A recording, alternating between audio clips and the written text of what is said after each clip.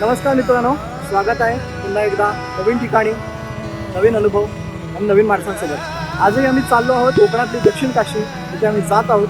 Okay, आणि ह्या वेळेला मी चाललोय तब्बल 18 लोकांसोबत. मन मंदिरा ते जाने ओ मन मंदिरा.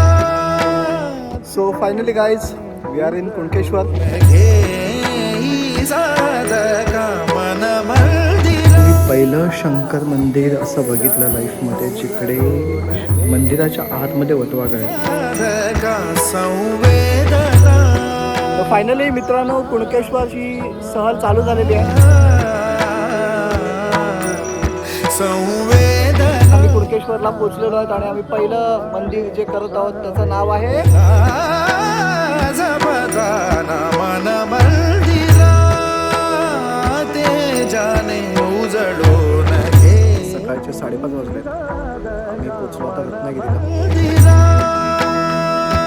हा मुलगा माझा इंजिनियर होता, तर आम्ही अंधेरीला राहिला होतो.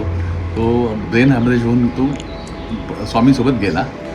तळहाताच्या रेषानी सहज सुखा का भोगी कोणी.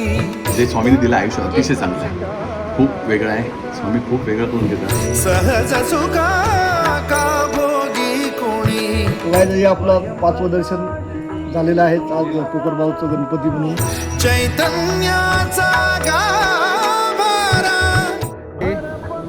Windmill garden, Devgad.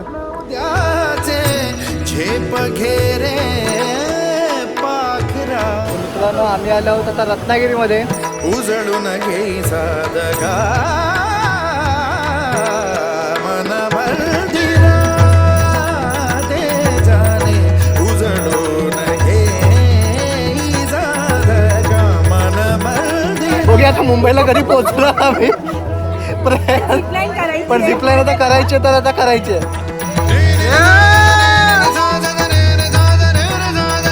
असं म्हणतात की हे देवस्थान एका मुसलमान व्यक्तीने बांधलं होतं. ज्या वेळेला त्याची बोट या समुद्रामध्ये अडली होती, त्यावेळेला त्याने देवाला हाक मारली.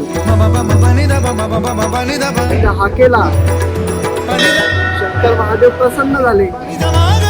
त्या खलाशाने आपला शब्द पाळला आणि हे कुणकेश्वर मंदिराची स्थापना केली. असं आहे हे कुणकेश्वर मंदिर, देवगडला समुद्राच्या किनारी बसलेलं.